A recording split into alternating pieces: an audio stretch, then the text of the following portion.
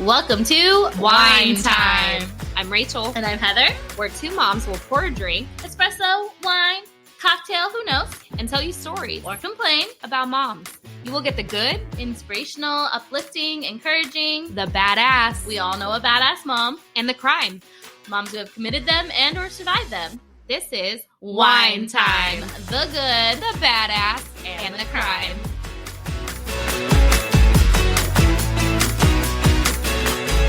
Good morning, good evening, good night. Welcome to Wine Time.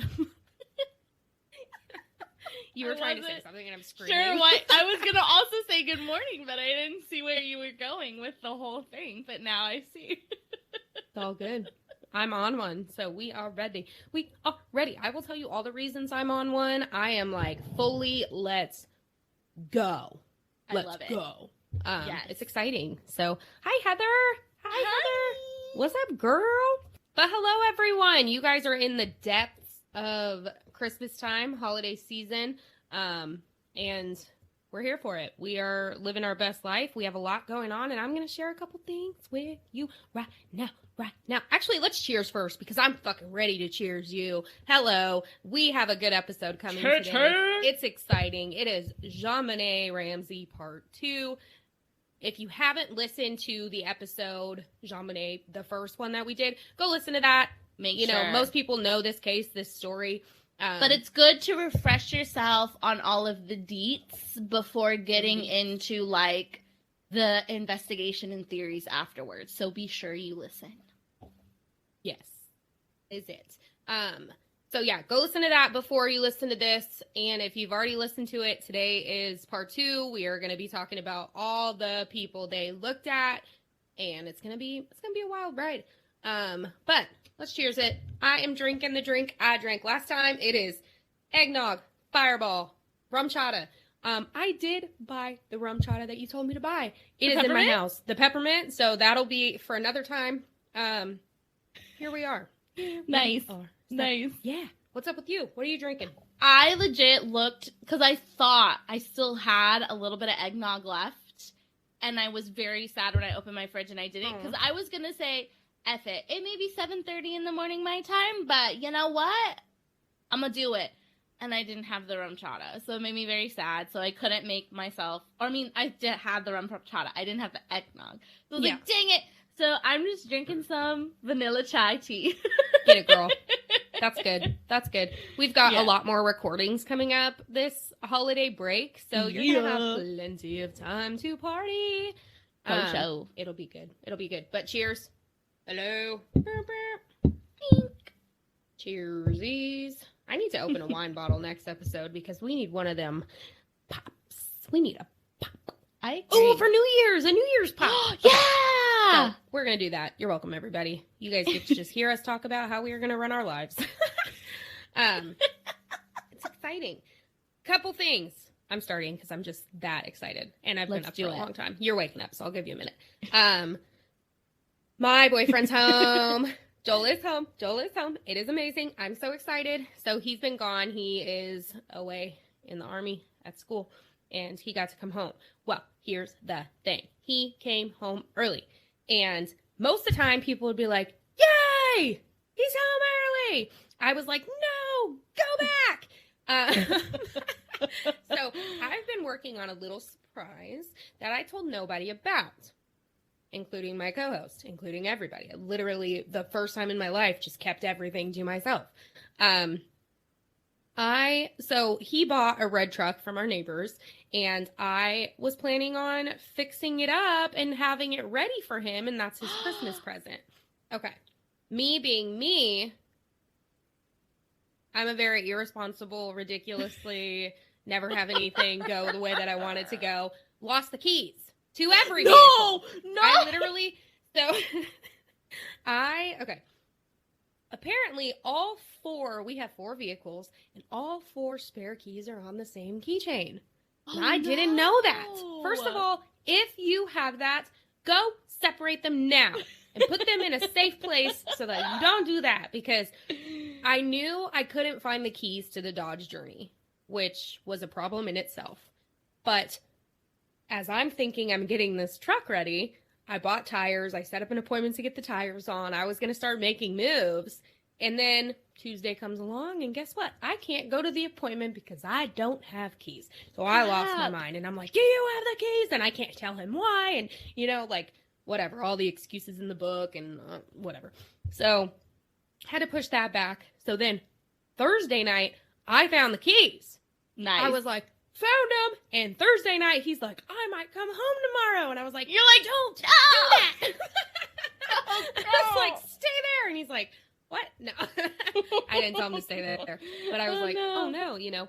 So instead of having everything kind of like ready and taken care of, the tires are in the garage, and Kinsey walked them down, and they had a bow on them, and I'm like, hey, instead of coming home to it ready, you get to do everything while I'm working. So that's how that goes. But that's life. He's very excited. He's looking forward to, you know, getting it all ready to go, and he is probably going to take that back with him instead of the car he was driving. So it is still exciting in a sense. Yes.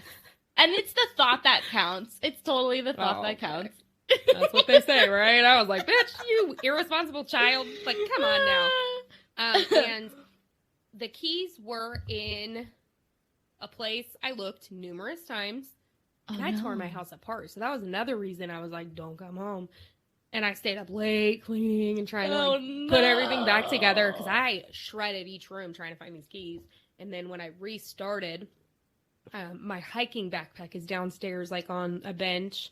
And I go, and I've already looked there, and I open it, and I'm like, man. And I threw some shit out of it. And then in my hiking backpack, there's an insulated bottom.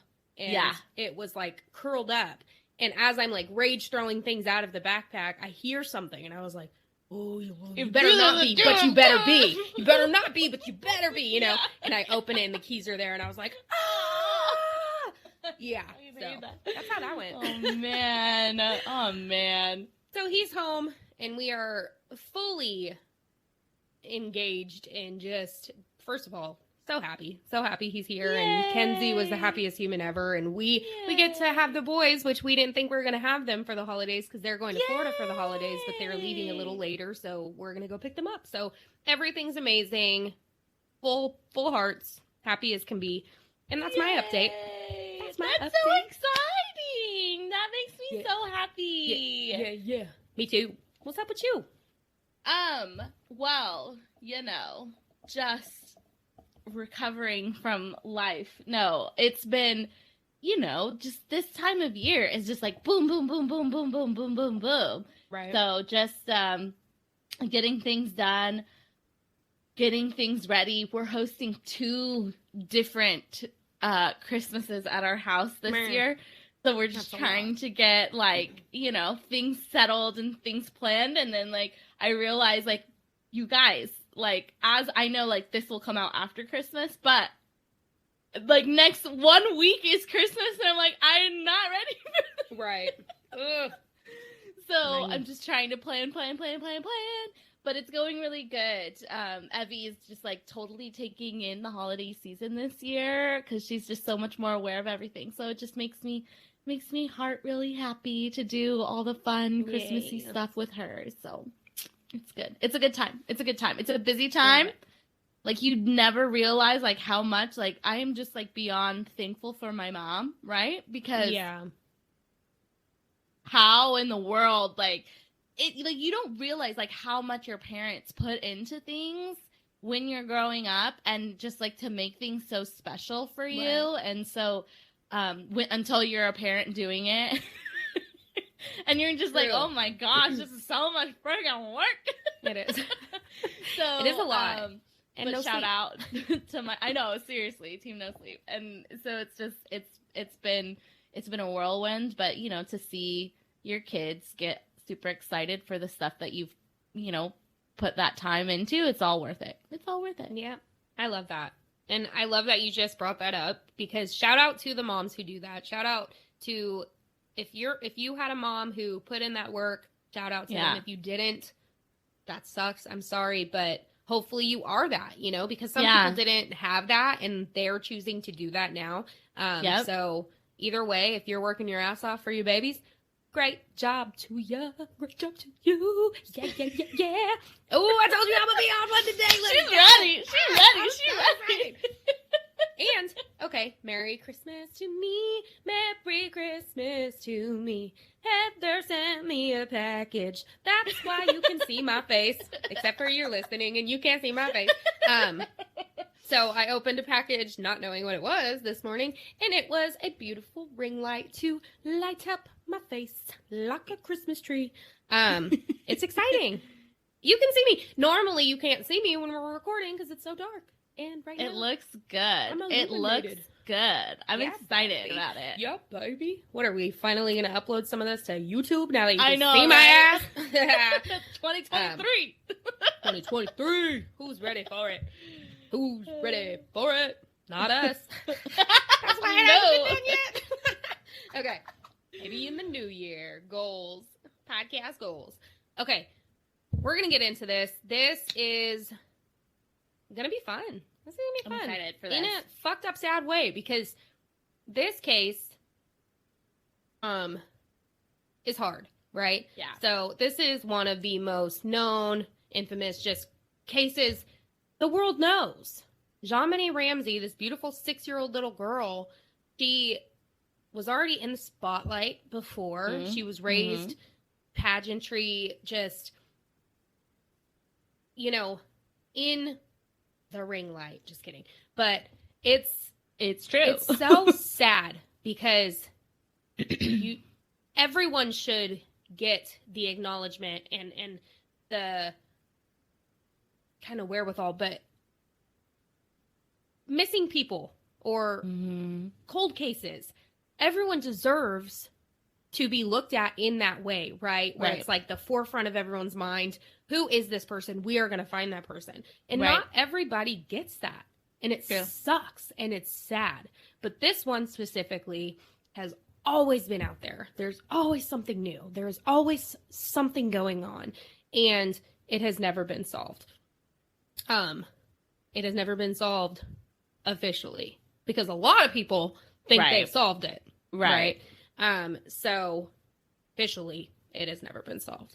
So we are going to talk about all of the people, all of the suspects, and a couple conspiracies at the end of it. So we are going to get into it. Let's get right into it. Here. Yes. Yeah. Where do you want me to start? I could go any direction with this right now. Seriously, I know. That's the crazy thing is like everyone knows this case, and it's, you know, there's been so many theories about it. I feel like every year there's like, you see it when you're walking through the grocery store, you see like a new, like, oh, updated information, yada, yada, yada. And a lot of times it's like the same spin on the same theory or what have you. But that's, I think, one reason why it is so interesting to continue, because there's, like you said, it's never been officially solved.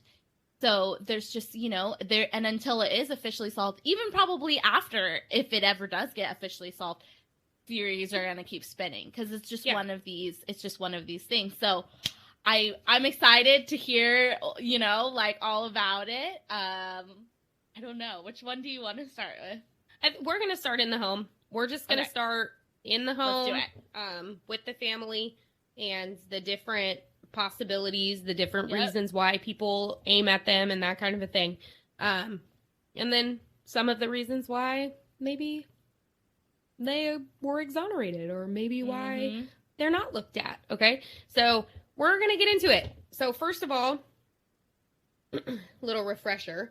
So JonBenet Ramsey, she was found murdered in her home. She was reported missing. Ransom note found in her home hours later by her father on December 26th of 1996. She was 6 years old. She lived in the home with her father, John, and it's so hard. His name's JonBenet and then JonBenet. So anyways, father John, mother Patricia, known as Patsy, and then her brother Burke, who was 9 years old at the time. So we're going to start with, let's do Patsy, since I've already talked about her. Let's do it. A good place to start. good place to start. None of it is. None of it is. So you Patsy, know what? You're very right. I'm like, it's so messed up. Patricia, Patsy Ramsey, JonBenet's mother. The reason that she is looked upon so significantly, there's many, many reasons. And first of all, I'm going to say, a lot of the times when it's my turn, are you okay? What happened? So, the weirdest thing just happened. Right as Rachel was getting into Patsy, my headphones started going the loudest static that has never, ever, ever, ever happened before. I had to completely unplug my mic, my headphones, restart my computer and get it plugged in. I think it was the spirit of Patsy coming back to say, no, bitch. Shut the fuck up. No, bitch. I swear. That was the scariest thing, and it was like so loud in my your face. You look freaked out. Oh my god, that was like the scariest thing. That was legit like straight from The Ring or something. Ooh, man. I got scared in a different way because I can't hear, like, it didn't happen in mine, right? It was in your headphones alone. But you took them off and your face was like, I thought something happened in your home. Like, Zach was yelling for you or something, you know? So I was like, oh, shit. So I paused. Yeah. But, woo, man. All right. Okay. Should we skip her? No, I'm just kidding. I know, right? If it happens again, we are moving on. Okay. Oh, man. Patsy, this is all a theory, obviously, okay? Just... We don't think it's you. Chillax. I mean. Did you see me wink? I can't wink either, so it's funny. You guys can see this, but Rachel just gave like the best winky face ever. That's because I can't wink. It's so funny. That's I'm awesome. a blinker, not a winker. Oh, man. Okay, let's do it. Don't do that again, Patsy, Patricia. Okay, so we were just starting. I'll just start it over. Yeah. Patsy is who we're going to start with in this. And, you know, we've got a long list of people. And no, I'm not doing all 100 people or all 20, but I'm going to get into the main ones I feel like getting into. So first, Patsy. So we're starting in the home. And Patricia is the mother. And here's a couple reasons that she was just kind of number one and in the forefront and the main suspect for so many forever, right? So the ransom note, I read it in the episode before, and it's a wild note, okay? Yeah. It's wild. All of the details in the note from the $118,000, and that's what John had gotten for his work bonus, you know. So who would know that? To the pad of paper that it was written on, the pen it was written with, the amount of time, 21 minutes is what they came up with that note would have had to take. So it's thought that, you know, if you're coming in and you're going to try to steal a little girl or murder a little girl or whatever it is that your thought was, you're not going to sit there in the home and write this extensive, long note. You'll either have it done before or you're leaving a note that says, we took your kid and whatever. So that's wild. So this note just entirely was something that everyone tied to her and said it was her. Right. When you look into the investigation itself, it's one of those things where you can say, okay, so 2% of her handwriting was matched to the ransom note. No one else was. It was her, you know? So the numbers were not very high. And we did have the people that were like 100%, there's the matches. And then there's the people that see it and they're like, no, not really. No, But that is one thing that was always in the forefront of investigators' mind, even in the people that were looking into it. They're like, oh, it must be her. Okay, so next, DNA. DNA, one of the things that they talk about, the infamous pineapple, was on the table, and there was a glass of tea next to it. her fingerprints were on that pineapple dish. And so were Burke's, which I'll get into him later. But they say she served the pineapple to JonBenet, which they found undigested pineapple in her system. Okay. She lives in the home. Okay? She lives in the home. Right. Her fingerprints are going to be on literally everything. That's a very hard thing to say. She murdered her child. Her fingerprints were on a glass dish that was in her home. Okay. Right. Oh, well, you know, washed, whatever. You unload the dishwasher, you put it away in the thing, your fingerprints are going to be on them.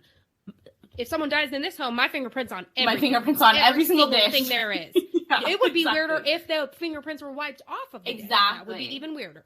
So that's a very, very wild thing. But that is another one that a lot of people sit on. Okay. So I should have started with this. One of the things that people look at is her as a pageant mom.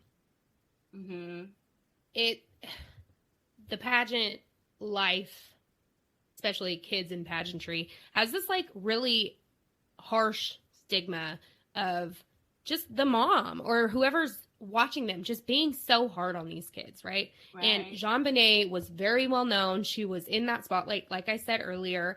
And Patsy used to do it as well.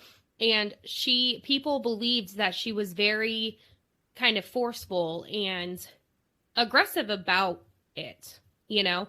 And we don't know.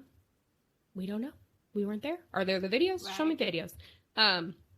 That's one of the things that they think about all the time. But the main theory when it comes to Patsy is when they got home, she had an accident in her bed. She wet the bed. Patsy went in there.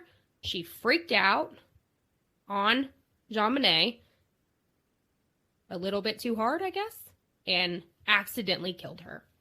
So then after that happened, her and John ended up trying to make a cover. They wrote the note. They did what they did in the basement. They took her down there. They did all of that. They planned the 911 call. They did all of these things to try to cover it up. And that is what people believe that happened that night with Patsy. So I did that a little backwards, but oh well, hopefully you're following. The 911 call, okay? So that 911 call, Heather and I, we read it to you. And I said I would read the ending part of it today. So that 911 call can be looked at so many different ways because you can say, oh, I would never act like that, or oh, I would 100% act like that. You don't know what you're going to do. I don't really care if you tell me you're going to act this way or not. Shut up. You don't know. But the main thing that is brought up with this 911 call is the fact that in the beginning of the call, when she actually makes the call, she's very frantic. She's very kind of all over the place and, oh, this happened, you know, telling her address, saying, Lord, help me. And then she thinks that she's done with the phone call. She thinks she hangs up the phone. And as soon as the phone is supposedly hung up, the demeanor changes. And in the phone call at the end, it's a very difficult, hard thing to hear, but everyone has done the slow it down, change the auto-tune, everything to play with it and try to hear what is exactly being said. But at the end of it, there is a a man voice that says, we're not speaking to you. And that is supposedly said to be John Ramsey. Then you hear, what did you do? Help me, Jesus, in a woman's voice, which is said to be Patsy Ramsey. And then you hear a younger boy say, what did you find? And that is said to be Burke Ramsey. Okay, so that 911 call is crazy. If you're on level 100, my daughter's missing. Right. What did you do? You know what I mean? That's not how you're going to be. Unless it's fake. So there's that. And again, is that what's actually heard? Because, you know, people could say like, oh, I hear this. And then you hear that. And it's not actually what's there. So is that actually what's heard at the end of this call? I think so. But it's pretty crazy, which I'll get into. Burke Ramsey was supposedly in his bed sleeping the whole time. So who is that young boy's voice at the end of that call, right? One other thing that I want to... At the end of the day, just real quick, at the end of the day, regardless of the words that were actually said, like, regardless of the words that were actually said, the demeanor change, in and of itself, is telling that there's something that's not, like, fishy. Exactly. So, like, just in and of itself, that, regardless of what she said, the fact that she could go from, oh my God, my daughter, to calm, cool, and collected is not, like, that's not right. Okay? Yeah. So, like, that, and that's the thing is that, like, there are different voices that you hear, too. So that also, I mean, we haven't gotten into them yet, but that also in and of itself tells you that there's more people involved, right? There's more, like, understanding that there's something else going on. So even if, like you said, you don't know, like, you think you hear something different, the fact that you even hear anything at all in a different, like, tone is important. Yeah, it is very important. It's wild. That is something that just remains wild to me. It's crazy. Yeah, for sure. So another thing I was going to say about her before I move on is she was wearing the same clothes that she wore the night before to the Christmas party. And she says in an interview that she just grabbed clothes and put them on. People believe there's no way that she would do anything like this because of the person who she was, right? She would never wear or be seen in the same outfit as the day before. Mm-hmm. They talk about how she came down, her hair, her makeup done, and fully dressed. That's a lot of people know that. She came down when she was talking to investigators, she was fully done up. Well, you know, unless you look further into it, do you find out she was in the same clothes as the night before? Is that something that was that an accident on her part? Was that some mistake that she made where she never went to bed? Did she not go to bed that night? Was she up doing other things? Yeah. Or is it the truth? Because I do that shit all the time. I take my clothes off. I need to walk downstairs and get something or go somewhere. And I grab those clothes and I put them on. Yeah. You know, and then I'll change or get dressed later in the day. Yeah. Is that what happens? We don't know. But she says in her interviews that she just grabbed the clothes and she put them on. It wasn't anything, you know, whatever. But of course, someone who doesn't want to be caught is going to make up every single... Right. I say lie, but, like, you know, just excuse in the book. And yeah, so it's wild. All of the different things that connect her to the possibility that she was the one who took her daughter's life. Biggest thing, I think the biggest thing with her that always stood out to me in all of the cases was the 911 call, or, like, not all the cases, all of the, like, theories and all of the stuff I've read, is the 911 call for sure. And just like you said, like, just like her personality, if it was her who did it, and or it was her who is helping cover up someone else in the home, I think it's totally in line with, like, everything that obviously we don't know what she was really like in real life, but, like, according to all of, like, the reports, it's definitely something she would do to maintain a certain image of herself, of her family, of her daughter, you know? So to me, it's in line with, you know, what is out, but obviously, like, this is all theory. We never knew her in real life. We don't know what she was like, but yeah. Even people I know, I don't know how they're going to act, you know? Exactly. Exactly. You don't know. It is wild. So those are the things that people, investigators, everyone were like, you did this, right? This was you. And we're going to find the way to connect the final piece that we're able to finally convict you in this crime. which never happened. Right. Like I said in the previous episode, she died in 2016 from cancer. And it was still, they had been exonerated. They had already been, right. you know, off the hook with everything. But sometimes things change and more things come up and things could have been solved. With that said, you know, with her, it's hard how you said it. You never know how someone's going to act. She had another little child that she needed to put on a strong face for. And if all of these other things were not planted in our head, if all of these other things were never said to us, would we even be looking at her? If we didn't hear that 911 call, if we didn't see that ransom note, if we didn't know about all the other stuff, would we be thinking a mother killed her daughter or helped in the hiding or of the plan of her daughter? Right. Probably not. But we do know those things, and they do look suspicious. And it does make her look like she was somewhat or somehow or possibly completely involved in her daughter's murder. So she's the first one on that list. Second, we are going to talk about, we will do just John. I don't have a lot to say on him. And maybe I should, but I don't. So personally, I have my own theory.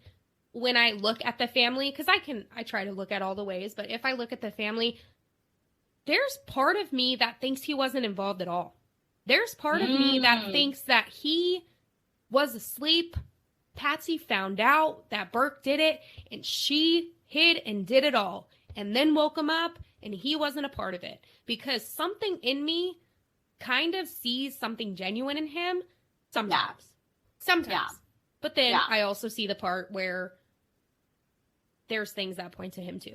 So when it comes to John, he was a very, very successful, well-known businessman. One of the things that everyone looks at is that when he was asked to search the house, he goes straight down to the basement. He finds his daughter. Right. His friend Fleet, says there was no way he saw into that basement, that cellar door, when he opened it, that he must have known that she was in there. That is one of the things that's just like a key in this investigation that points to him, that he was included. He was a part of it. There was no way to see in there. We talked about that on the last episode, that when you know you're home, you know you're home and you could see things differently than someone else does. So that part's really hard. Another thing that people look at is how he, in a sense, tampered with evidence. He moved the body. He put a sheet over her body. He touched the window that was broken. He was part of the reason it was broken and it was open, but he didn't tell anyone. There were a lot of things that he did that morning when it comes to leaving and kind of not, people didn't know where he was for over an hour. Not waiting by the phone when you're waiting for a supposed phone call that's going to come in. Getting a phone call and not getting a phone call, but dialing out a phone call saying, bring my private jet here. I'm leaving to go out of state when your daughter was just murdered in this home. There's things like that definitely point the finger at John Ramsey. And so that's a big deal. But that's pretty much what I have on him. There's not a lot of other things that come up other than hiding it, And that's what's, exactly. I think that's what's hard with him is like that's another situation where you don't know how you would react. Like if your child just died, like maybe like his whole get my plane, I'm leaving was a coping mechanism for him. Like all I can do is think about work right now, because if I think about the fact that my daughter is gone, I'm going to like just fall apart. So like I can see that. Like I can see him trying to just like, I just need to push through with my regular life because everything else is topsy-turvy. Like, okay, like I understand that.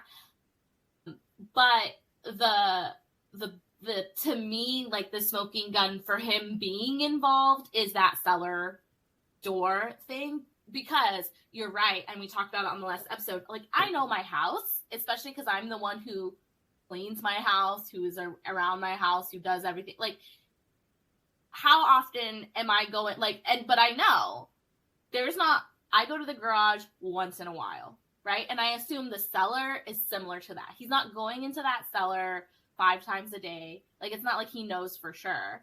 So that still gets me. Even though, like, you may know your house, that's not a room that I feel like you would know, like, the back of your hand. Like, if I walk into my bedroom, I can tell immediately if there's something off because I'm in that room all the time. If I walk into my garage, I don't know if something's off because I'm not in there a lot. And I feel like the cellar is a similar situation. I think it's kind of what you said. I think everything happened. Patsy was in it from, like, basically jump as soon as she found out. I think she started the process and then went and got him involved. Yeah. And I think that there was probably, like, some of, like, pushing him to be like, you need to help us because this family will fall apart if you're not helping us with this. And so, like, that's kind of how I see it too. But I also sometimes, like, when I'm watching things, like you said, like, it's 50-50 whether or not he's involved because there's not a lot on him to get him involved. But the cellar to me is still, it's still something that I'm like, no, he knew she was there before he walked in there for sure. It's wild, the wild ride. All right. Now for Burke Ramsey, who allegedly did it. If I say allegedly, is he allowed to sue me? If I say he allegedly did it, can he still come No, for me? if you say allegedly, you're safe. Yeah. He allegedly killed JonBenet. So we're going to look at Burke, and it's sad. No matter what. Whether he did it, whether he didn't, all of it is sad. He's a 9-year-old little boy. He's 9 years old. No matter what you think or believe, I personally don't believe he intentionally killed his sister. Right. If he hit her over the head with a flashlight, if things happened and, she died, I don't think it was on purpose, and it sucks that everything changed the way that it did. Yeah. Yeah. So, and this is how I feel, even if it was, like, if he purposefully hit her, or even in his 9-year-old brain, he's thinking, hit. Yeah, he's 9. Purposely. He cannot be held responsible for, like, understanding and fully knowing, like, the concept of, what the consequences of his actions were. He's 9. He's 9, right? So, yeah, like exactly, like you said, regardless of what, you feel bad for this guy at 9 years old, right? Like, going through what he went through. That being said, as he grows up, there's certain things that allegedly, if he was everything, like, should come to light as he turns into an adult. But as a 9-year-old boy, you can't, like, hold him accountable, Right. So if that theory, if that possibility is something that happened, they went about it all wrong. To try to cover it up, to try to hide it, is mind-blowing, because of course you don't want your son, you don't want your family to have to deal with this. And maybe in your head in that moment it's like, oh, we have to try to hide this, people can't know, I'm too well known, I'm too successful, I can't have this happen in my family, whatever, we have to blame it on someone else. I don't know. But he's 9. It could have been completely different. You could have said, you know what, he hit her, it's fucked up, and you have to move on in a different way. Right. But here's the things that kind of during that time point to Burke and the possibility of him being involved in this murder. So, man.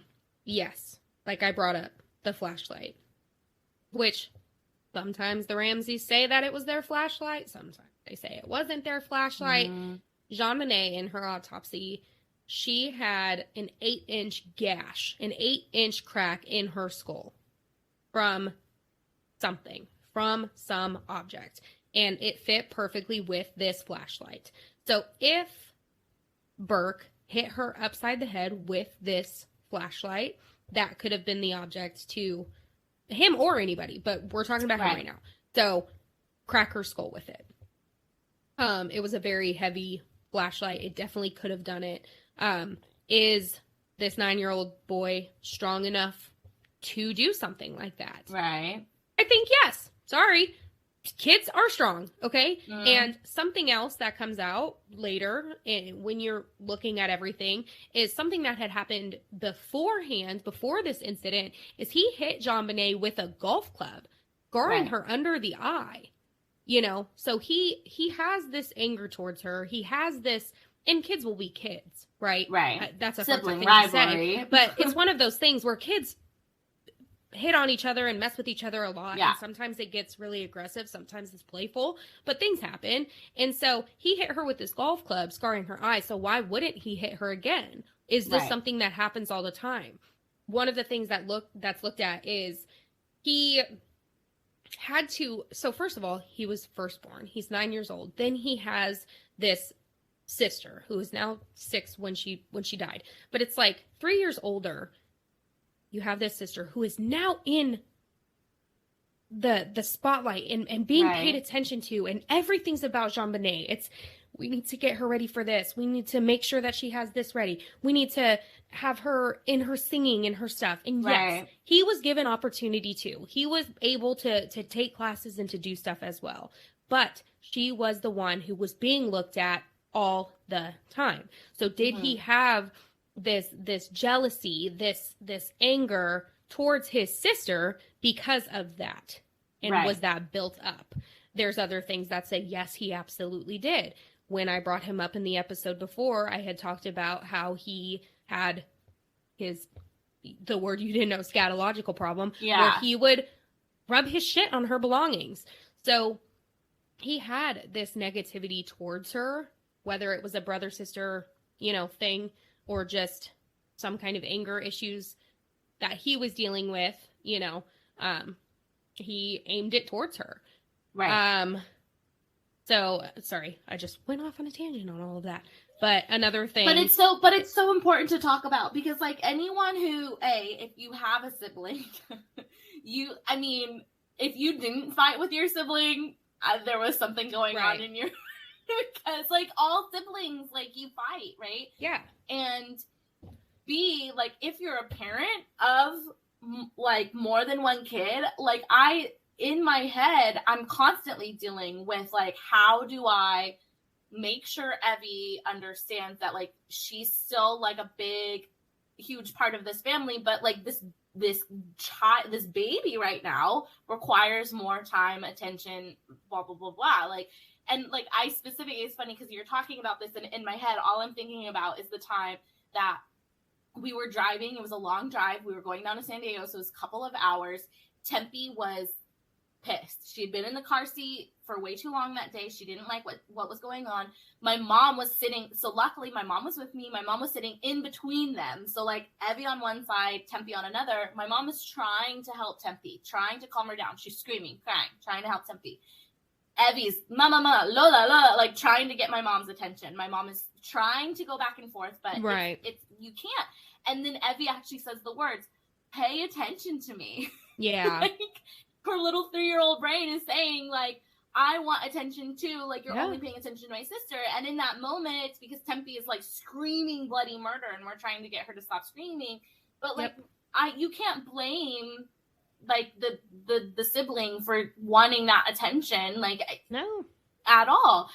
So like, it's so true that he definitely, because it's all siblings, I feel like you feel some type of way when your sibling is getting more, or what you perceive, or even if it's truthfully, getting more attention than you. Yeah.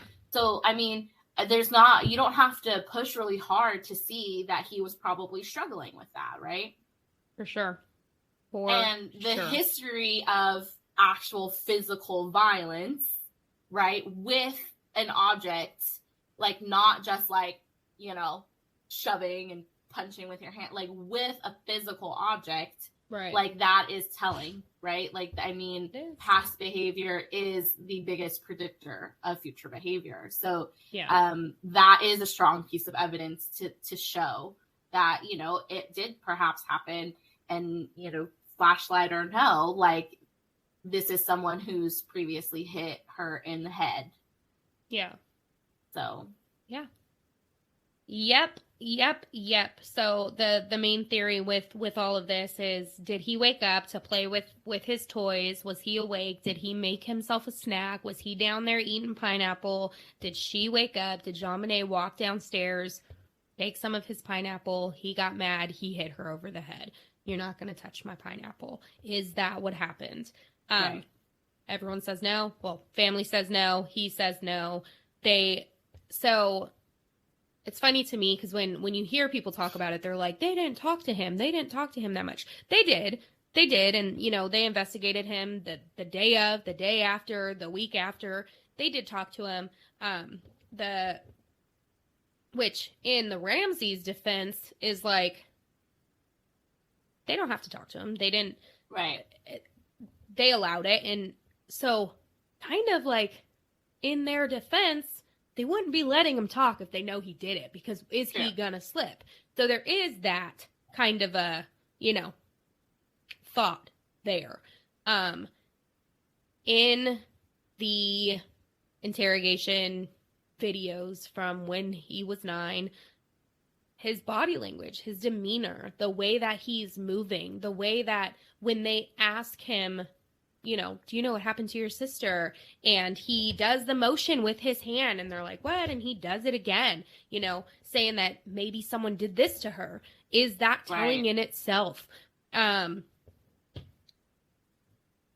that part, you can wonder, is that what he's saying, even though he's been told not to say it? Right. He was also, it's very obvious he was coached, which some people say, oh man, he was coached. If there was an ongoing search, investigation, whatever, the whole family's going to need people guiding them in this. You get an attorney, you have people telling you what you should say, what you shouldn't say. Right. And that's just part of, unfortunately, how that goes. So, okay, a couple more things with him. In her autopsy, so JonBenet had marks on her body, and investigators believe that it could have been a stun gun.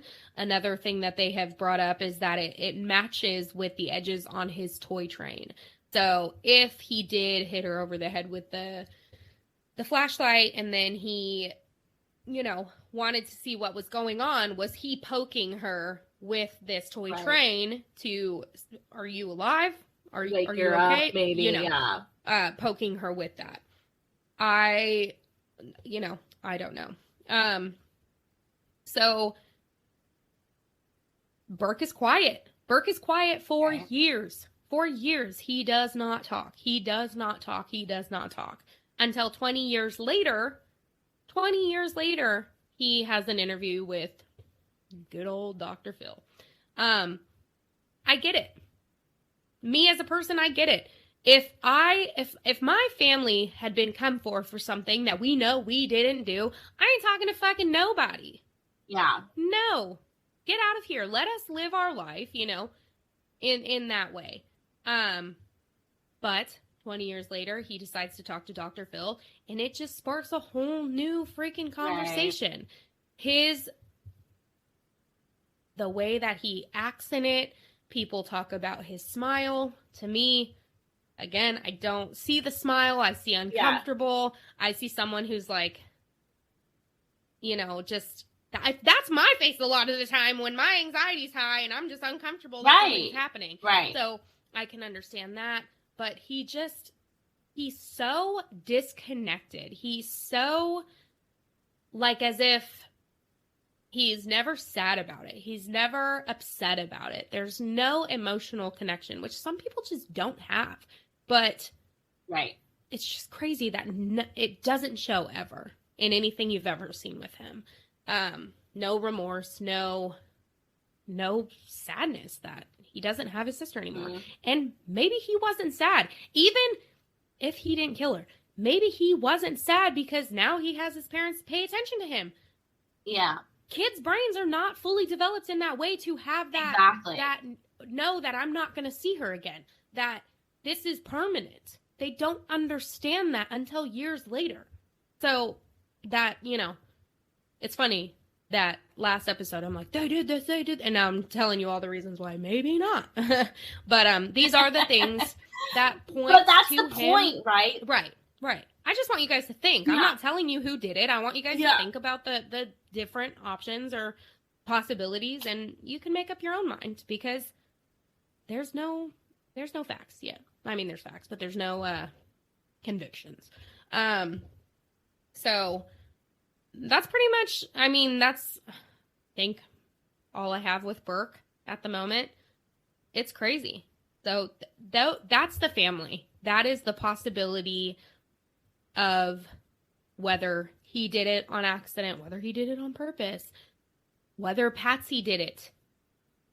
Did the family help cover it up? All of that. It is wild. So the first person that we are going to talk about in the list of potential suspects out of the home, technically kind of in the home in this one, but is going to be Linda Hoffman. So Linda Hoffman was the Ramseys' housekeeper. I think, and sorry, I should know this if I'm going to be talking about her. I think that she was the housekeeper for a little over a year, like year and a half-ish. But immediately the Ramseys had kind of said to look into her.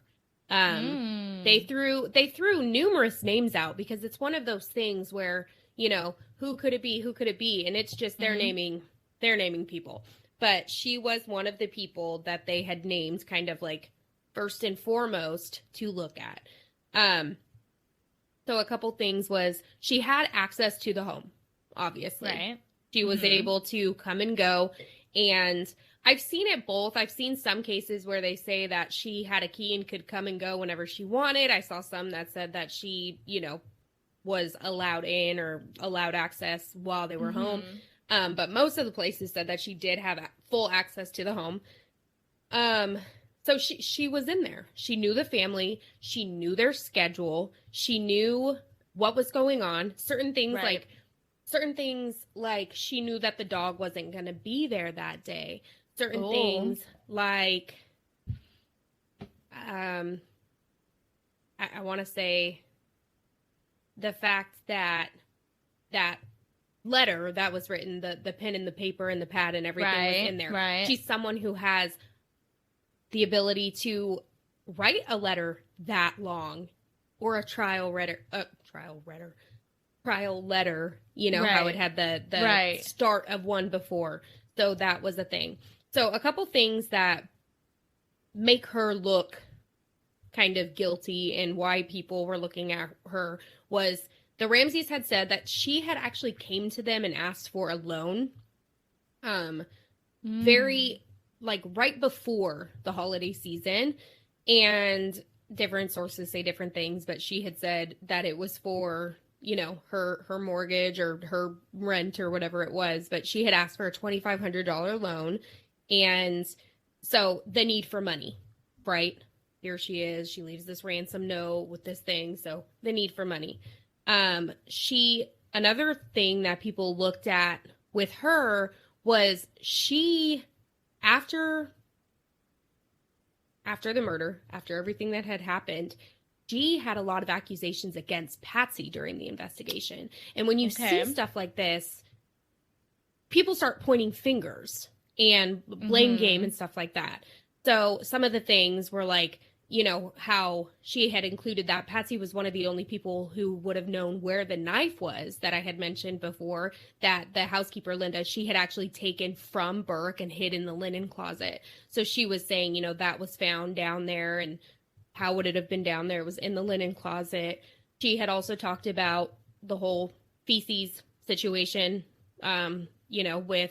with Burke and how he would do that. And she knew that he would do that. And she thinks, she would say it, that she believed he did something and she covered it up, or because of the bedwetting, she said that it drove Patsy crazy. And it's something that would trigger her and upset her and set her off. And so she said, if it wasn't Burke, Patsy did it because of the bedwetting situation. Right. So there's that. She also said that Patsy had different personalities and was always on JonBenet's case. So you can be kind and nice in this way one day and something else a different day. I have a lot of personalities, so there's that. She knows the house, okay? Right. So she knows where the laundry room is. She knows where the basement. She knows all the different places in this home. And the laundry room is next to where the cellar was, right? And it was also next to that broken window in the basement. So that's another thing that they were kind of looking at her. But anyone who has access and a relationship with the Ramseys, you know, is going to know their house as well. Right. Like I just already said, she had the access to that notepad and that paper to write that ransom note. She could have wrote it the day before. She could have wrote it the day of. She could have wrote it whenever. But something that was found later, even though, so she never got arrested, obviously. Nothing came of this, but they found that style of that pad of paper that was in the Ramsey home, they had also found at her house. They found that kind of pad of paper at her house as well, which to me really doesn't, I think that one of the reasons that they could like brush that off is it was very obvious that there was that trial written in there too, so they knew it was written there, so she could have just taken one of those pads home. Right. But another thing that was found in her home was this blows my mind. I don't know if you know this, but this fucking blows my mind. An end of a paintbrush with the end of the, you know how they did the garrote? So they found nylon cord and an end of the paintbrush in her home. It is something that will always blow my mind, yet she was never arrested. What? Nothing ever came of it, is what I'm trying to point out. But it, to me... And they have no explanation. Insane. No explanation. As to what the fuck? No. But, yeah, so during that visit, like when they were doing a search on her and everything, they found the nylon cord and the stick that matched exactly what was missing from the Ramsey home. Yet, nothing. So, that to me, I swear, because I think about her often, and it's that thing that makes me just go, what the hell? Mm-hmm. What the hell? For sure. You know? So, and the last thing I'll say about her is being in the home, having access to the home. She definitely could have seen the $118,000 on their papers. She could have wrote that. Right. And you know, she also, so in her interviews, when she's in court and she's talking, she talks about Patsy's handwriting and how her A's were exactly what the ransom letter A's look like, you know, and people would say, oh, you know what? She knows how her A's are written. She could have totally forged those A's on that paper. Yeah. Exactly. So she is one of the main people that was looked at. And everyone I talk about today, none of this is going to matter. We are talking about it. I'm putting information out there, and you guys get to make up your own mind because obviously there's been no nothing. Right. There's no conclusion. No nothing. Yeah. Right. So that's Linda Hoffman. That was their housekeeper. Okay. This next one, also fucking crazy. So Gary Oliva,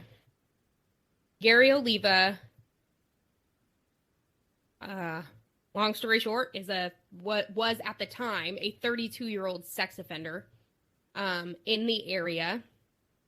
He was homeless at the time, and there was a church, like they say it was like 10 houses away from the Ramseys, this church, that he would frequent as like a homeless person to get help and to get needs and stuff like that met.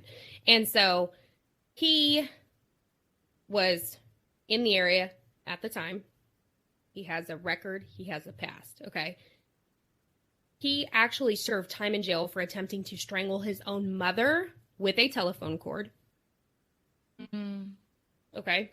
Which is, you know, if you know this case, she had been strangled with the nylon cord around her neck. He was in the Boulder area at the time, like I said, the time that she was murdered. He knew the area. He could have definitely been out and about and seen JonBenet in her home and planning this. A year after JonBenet was murdered, a year to the date, they held a candlelight vigil at the house, and he's on video there. He showed up to this candlelight vigil, and that's one of the things you always hear. You know, they go, always pay attention to the funeral, to the candlelight vigils, everything, because people show up. It's crazy. They found a shrine of JonBenet in his possessions, in his backpack. He would cut pictures of her out and put it on Monopoly money. But he said he loved her and he would never have hurt her. It's just, it blows my mind. Okay. He ended up being arrested in 2016 for child pornography on the eve of JonBenet's murder. Is it a coincidence? Stuff like this drives me crazy because obviously we're given these information about these people, and as you'll hear me talk about the people or whatever, it's insane how you could seriously be like, it was that person. It was that person. Yeah. It was that person. Yeah. It was that person. Like 100%. You're just in your head. Like it has to be that person. And every time I research another person, I'm like, yeah, it's them. It's this person. No, it's not. Yes, it is. No, it's not. You know? Yeah. So it's just wild.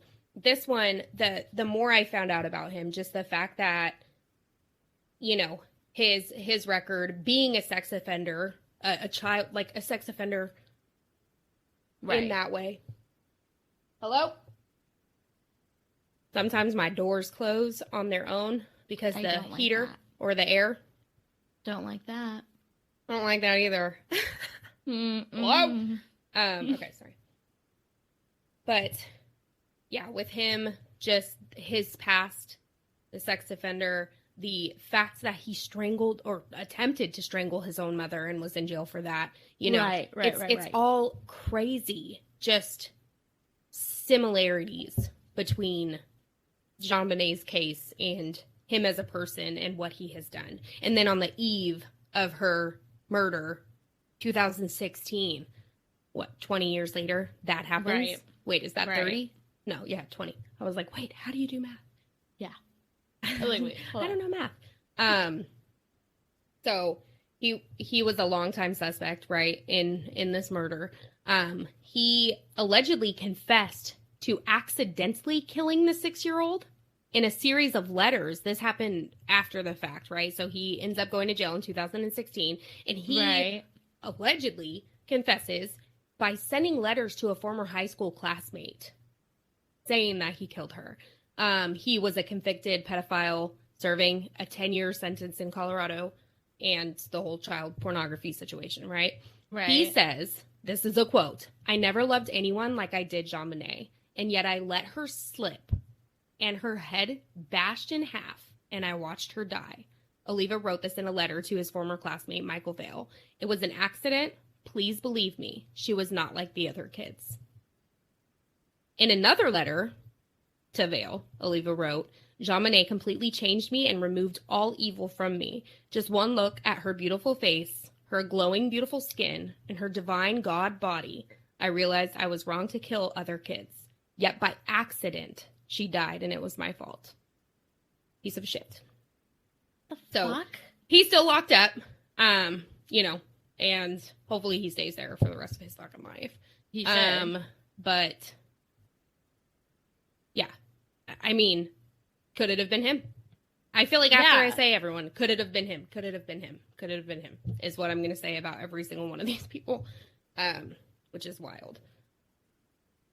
Sorry, were you going to say something and I interrupted you? Well, no. I'm just, it's so weird. Like, you wonder, okay, once he does this, what, if any, investigation is taken? Like, because, so obviously this dude has fucking issues. Right. And he was obviously obsessed with her at the time. So it makes sense that that obsession would continue on and on and on and on and on to where the point 20 years later, he's writing letters about it. Like, and because he has issues, right? Like he's like projecting whatever happened, like, you know, like 100%.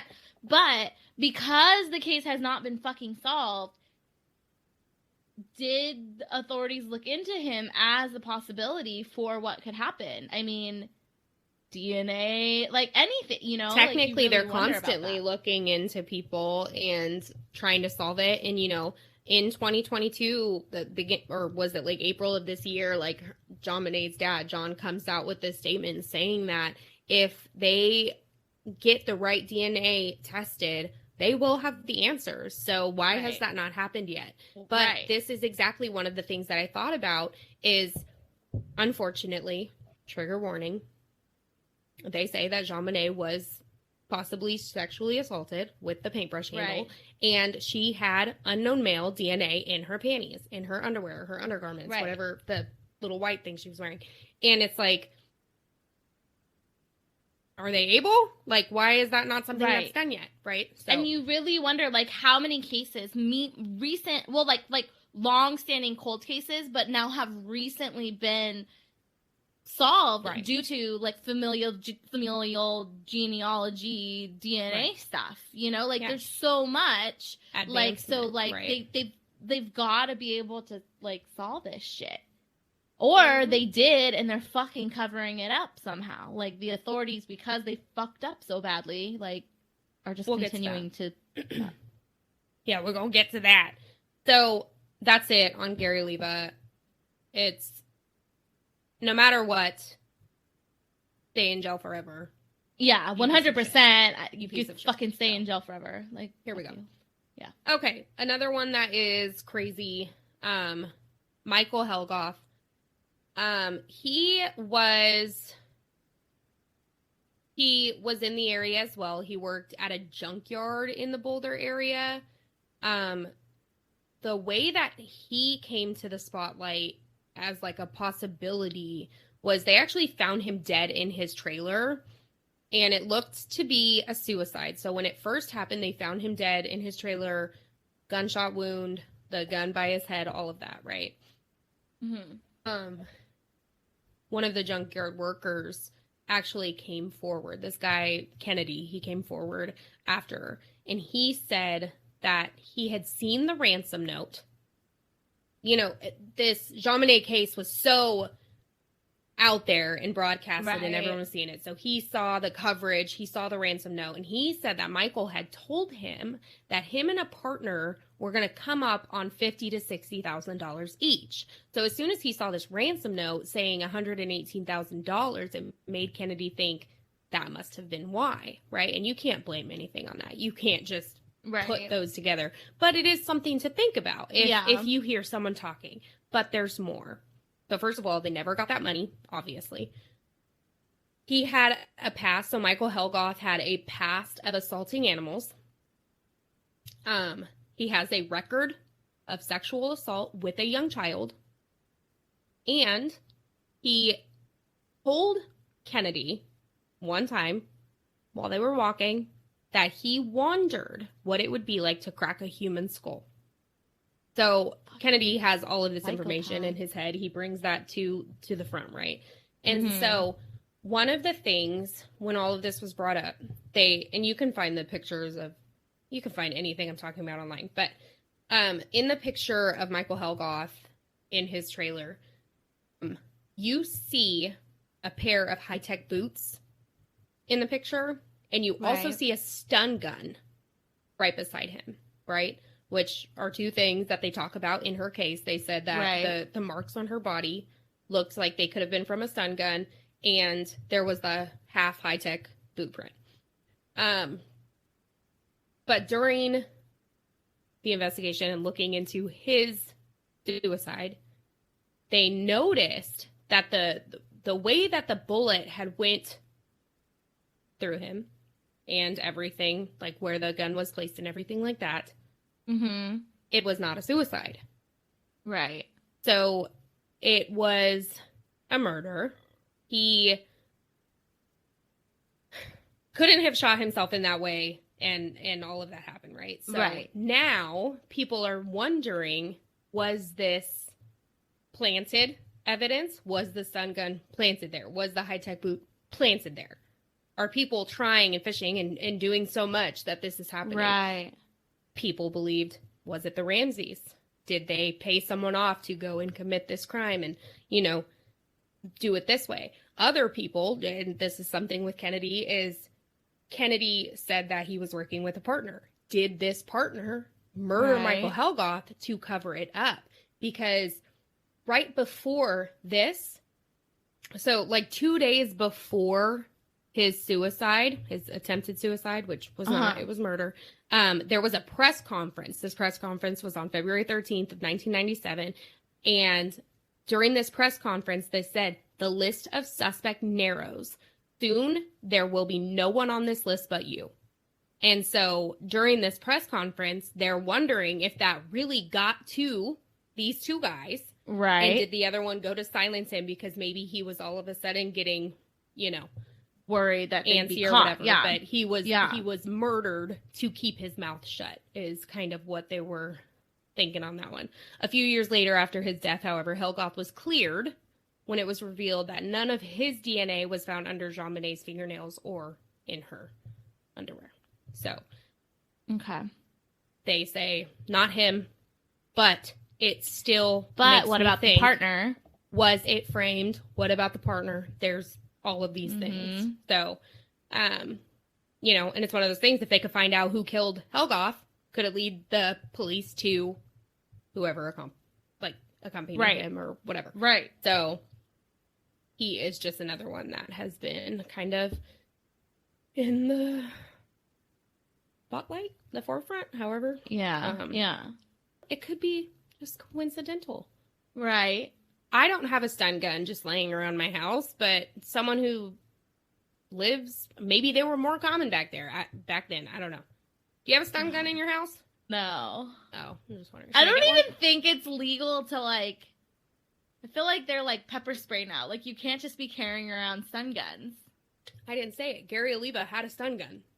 I'm sorry. Oh. That was another thing. Gary Oliva had a stun gun in his backpack when he was arrested a few days after. Why the fuck is everyone walking around with a stun gun? I'm sorry. That was a very big thing I should have said. I don't know. I don't know the answer to that. Okay. Let's do this one. Bill McReynolds. So, if you've ever looked into JonBenet's case, you know that Santa Claus is someone who was looked at. And Santa Claus, in this case, is Bill McReynolds. The Ramseys hired him as Santa for parties. He had a very special bond with JonBenet. They talk about this, you know, how one of the things that they talk about when it comes to Bill is during the service, like during her service, Patsy had went to hug him and he pushed her away. And so many people looked at it like he obviously has something to hide or he has this guilt. Also, if everyone's looking at Patsy as a murderer, I'd push her away too. I'd push her so away you too, really, right? Yeah. You could really look at that both ways or whatever. Right, for sure. He had been in their home. He was familiar with their home. JonBenet has given him tours of the home, including the basement and her bedroom. Right.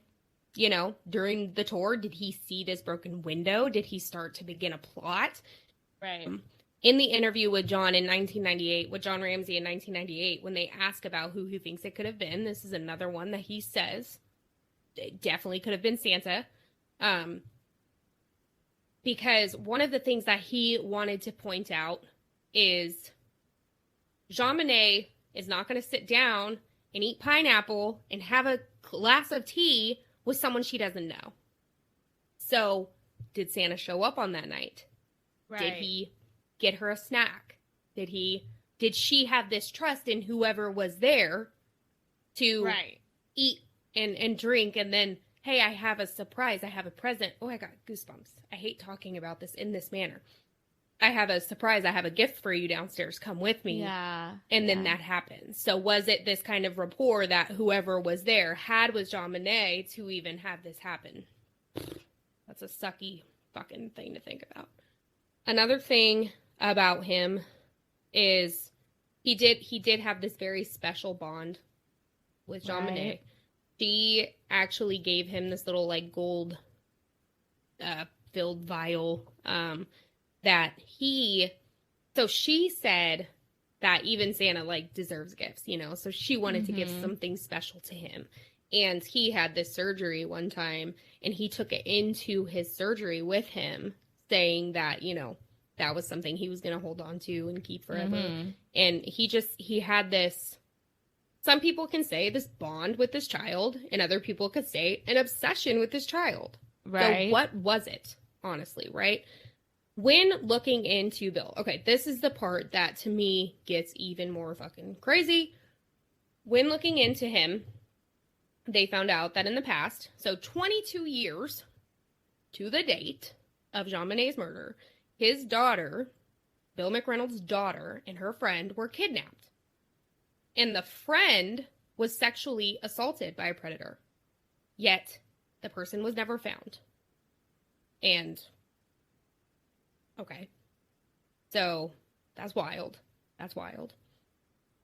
His wife, Bill McReynolds' wife, wrote a play that had a little girl tortured and murdered in her own basement. The fuck, man? The fuck, man.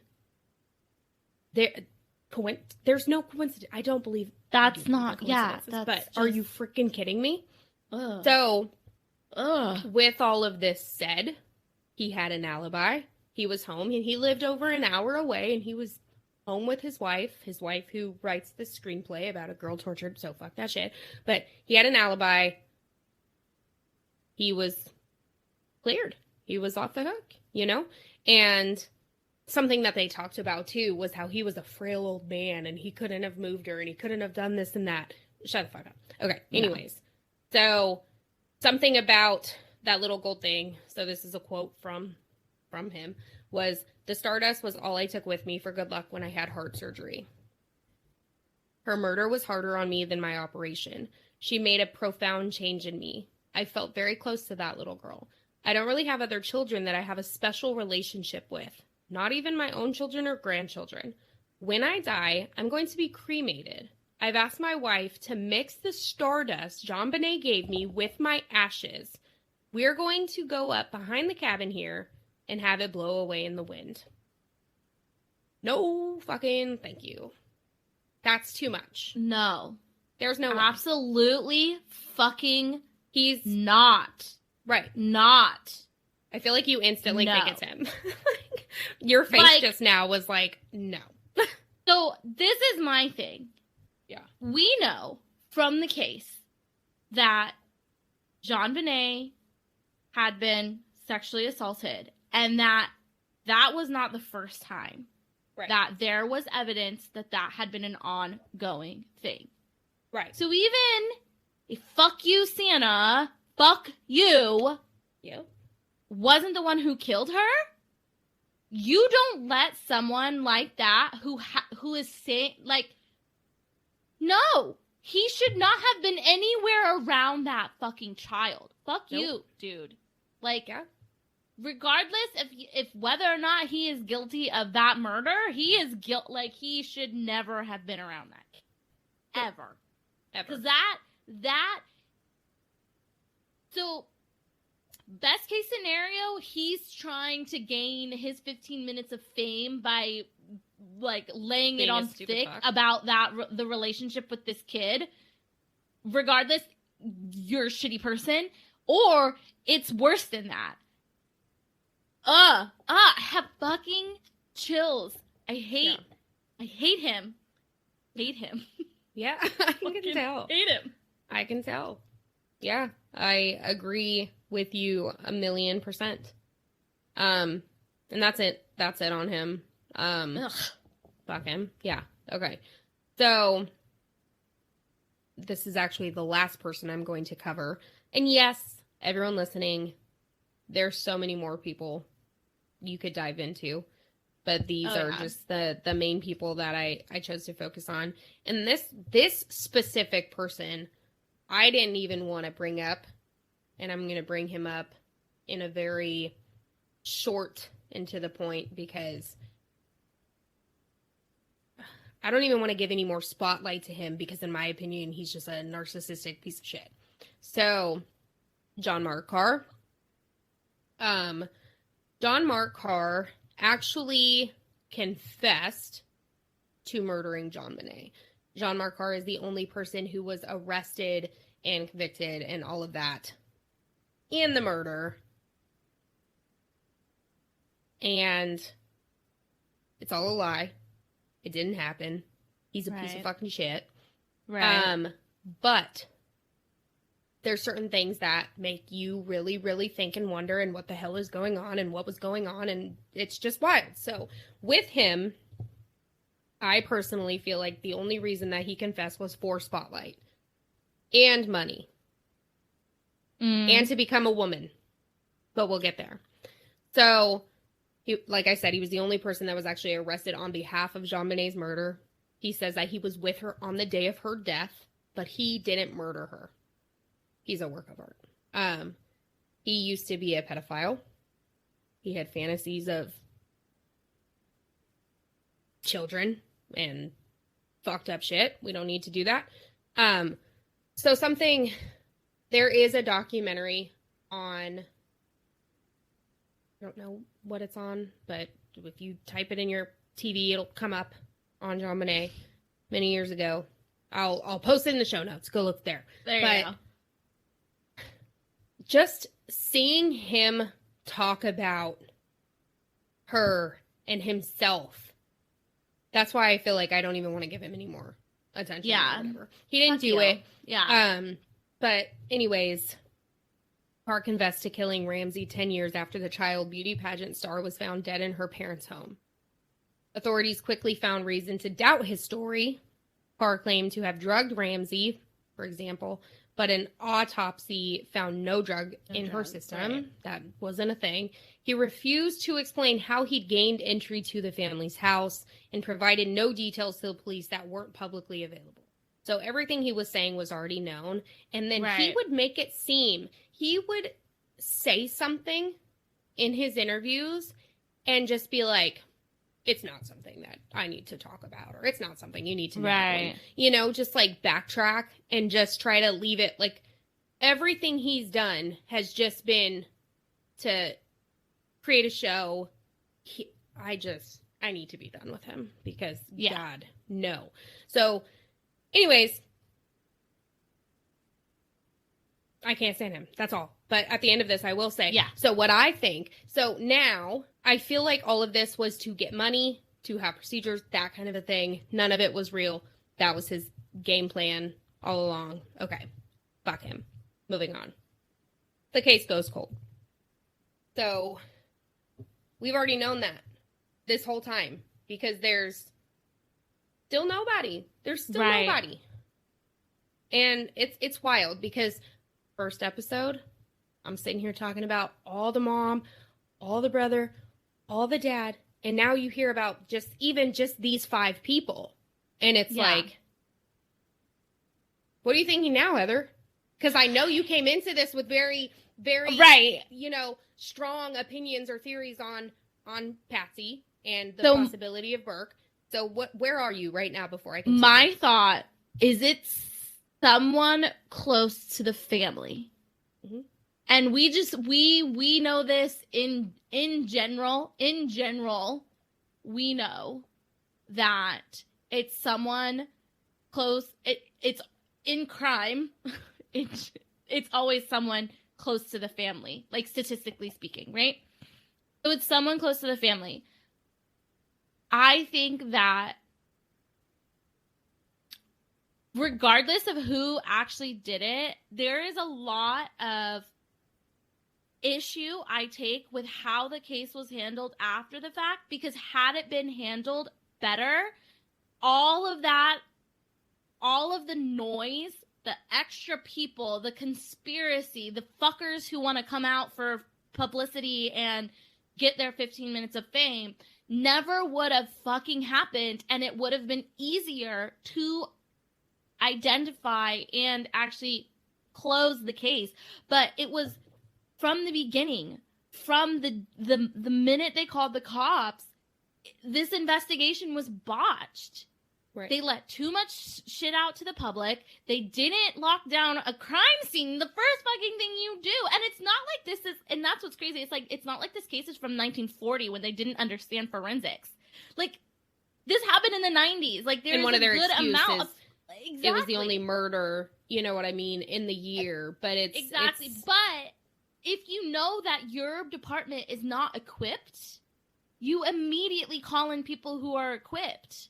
Yeah. Like, that Absolutely. is the job of people. They will come in and help you. Like, that is something that, like, that is available. And Right. so it's just, like, from jump. And then letting so much stuff out to the public and allowing people to come into the spotlight and say shit that they didn't even need to know or say. Like, all of that. And then, you know, it meant that you're getting further and further and further away from the truth. Yeah. And now, like, the people who are responsible are... It's too far gone. Exactly. Yeah. And that's why it's so, like, that's why this case just, like, fucking gets to me, because there's no reason that it needed to be this way at all. And it's just, now, fucking 30 years later, or however long, 96, yeah, like, close, we still have all of this, we still have no conclusion, because there's still all this noise. It's just so frustrating. It's so frustrating. God. 100%. I still think, though, it's someone close to the family. I mean, I put money on, you know, it being someone inside the house. Yeah. Right? And especially, like, just with so many things, like, you know, like you said, like, she's not just going to be eating pineapple and hanging out with strangers. Like, it was definitely something. And then the way, like, with the autopsy, the way that it happened, like, you know, in my opinion, she got knocked in the head and either died from that, like, exactly, or whoever it was thought she was dead, so covered it up with the rest of, you know, everything that was going on. Like, there's definitely a cover-up. Mm-hmm. And all signs of a cover-up point to someone inside the household, or at least super, super, super close to the household, right? So, yeah, this case. It is. It's awful. Okay. Got a couple more things that I need to touch on. And one of them, I mean, you were talking about mishandling the case. Mm-hmm. Right. Mm-hmm. And so one of the things that just killed me when I read it was one of the detectives resigned.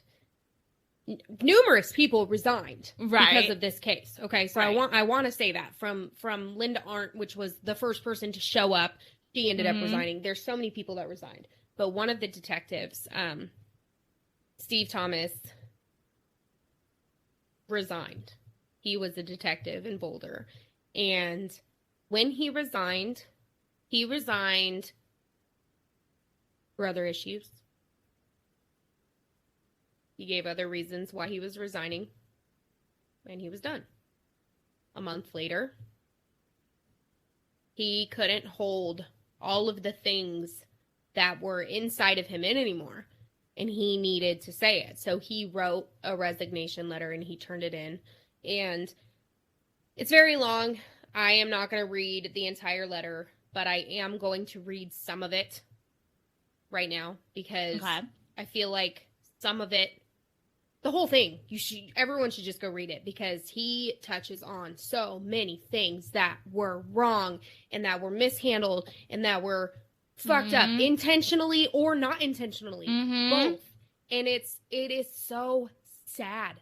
It is so sad to think about how things could have been done if they were done the right way. Could we have answers? Yeah. Were things done the wrong way on purpose? There's a lot. So I'm going to read a couple things from his letter. And it opens with, Chief Beckner, And this was written on August 6th of 1998. Chief Beckner, on June 22nd, I submitted a letter to Chief Kobe requesting a leave of absence from the Boulder Police Department. In response to persistent speculation as to why I chose to leave the Ramsey investigation, this letter explains more fully those reasons.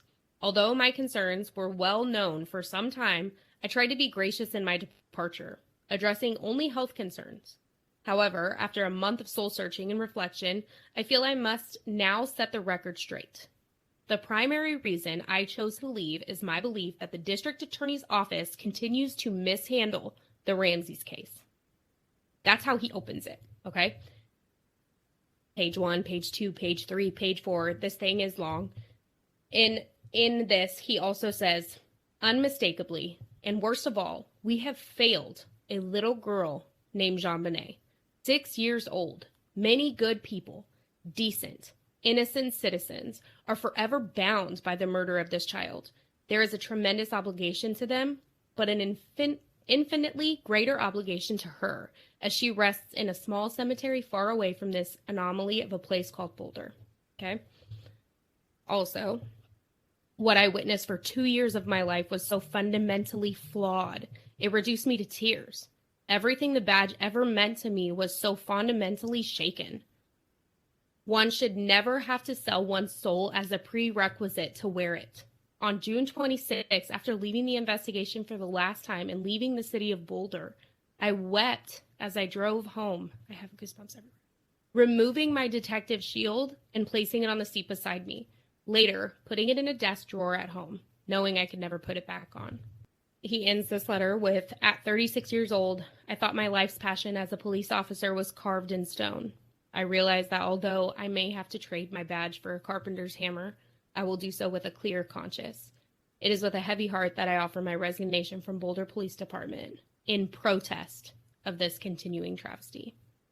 Oh, that's so hard to read. I couldn't imagine. I'm trying to hold myself together. I couldn't imagine.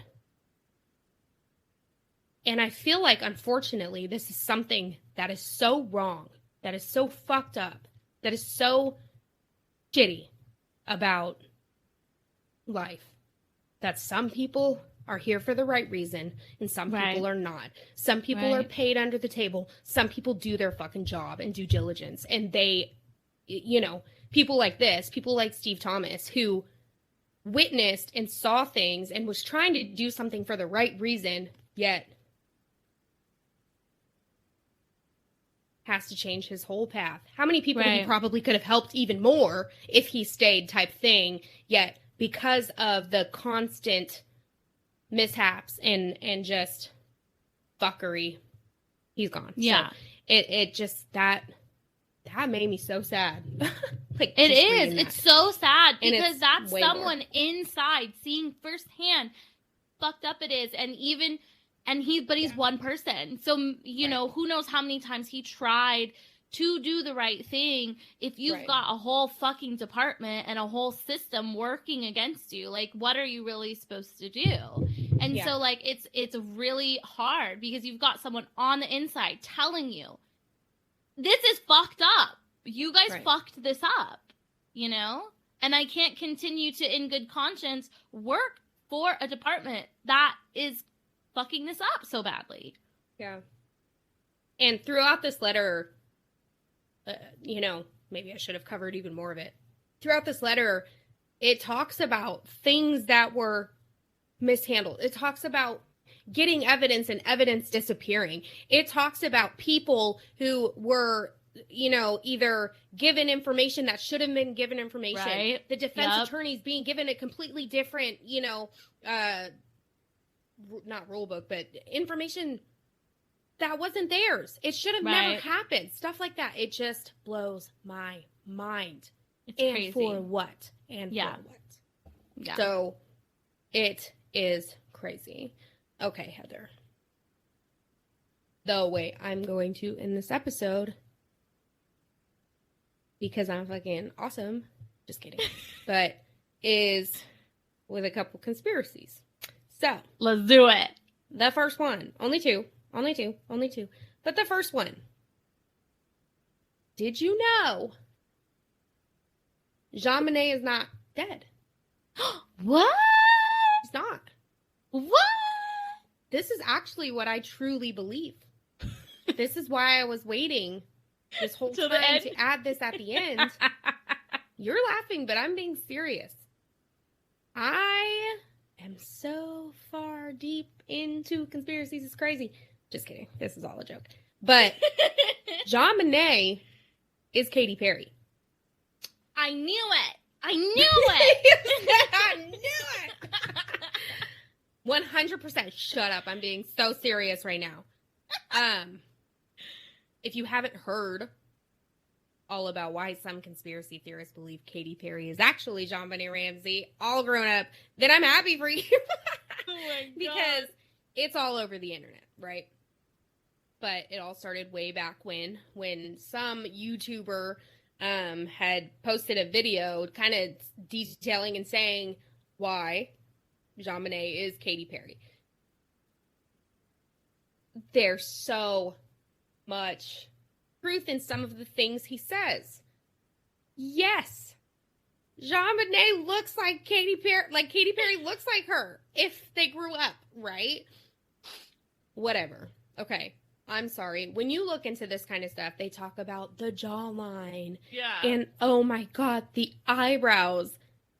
First of all, you can shape your eyebrows. I don't know. It's just so funny to me. But yeah, so that is one of the conspiracies. They talk about, even Patsy and John look similar to Katy Perry's parents. What does that matter? Have you ever seen Katy Perry's parents and JonBenet's parents in the same room? I'm sorry. But they, first of all, no, they don't. Second of all, what the hell? I'm sorry. Oh, God. I don't really have more to say about that.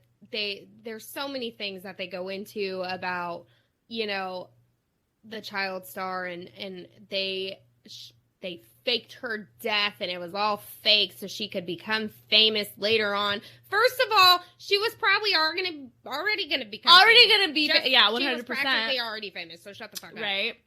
But just, I mean, things people think of. Something that, how high do you think he was that he goes, this is what I'm going to do?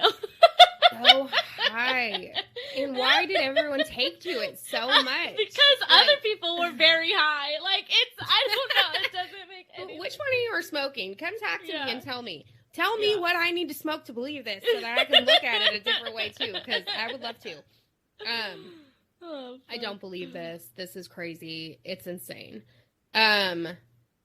With that said, with me not believing this, the next one I'm going to bring up, this is so hard to talk about on this podcast. I need a whole nother podcast for this. I get very deep into conspiracy theories. And the next one is that JonBenet was sold to Jeffrey Epstein. And whatever the fuck you say her name. Delane. Maxwell lady. Yeah, Maxwell. But I'm like, it's really funny. It's funny, not funny.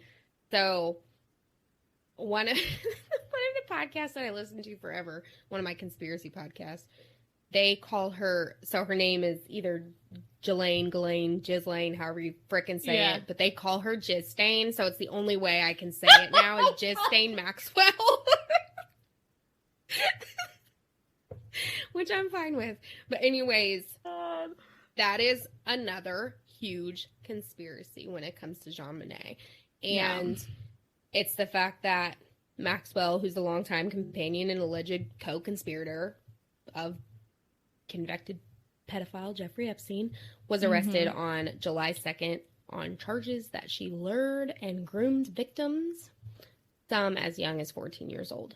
Delane Maxwell showing up in the background of various historical scenes through the decades, like some kind of sex trafficking Forrest Gump. That's the only reason I put that quote in there, because showed up in various historical scenes through the decades like some kind of sex trafficking Forrest Gump. What the hell? Okay, that's a whole different thing. But one of those photos that they're talking about is a photo with JonBenet, and there is a side profile of a woman very close to JonBenet that looks very similar, identical, whatever, to Maxwell. Okay. Because of this one single photograph, people believe this rich family, for whatever fucking reason, sold their daughter to Epstein. Oh, gosh. It did not happen. It did not happen. But it is one of those things that's out there, you know, and then the whole reason of the police force and what was covered up and what was told and what was happening, you know, all of that information. There's no way. There's no way. But it is one of the things that is out there. So I needed to touch on it because it's wild. It's wild. But that's it. Well done, maybe Rachel. I'm going to say maybe that's the wrong way to end. Well, to be JonBenet, continued. Because, I mean, I'm not planning on stopping podcasting anytime soon. And we know that every few years, something new about JonBenet comes out. So, absolutely. To be continued.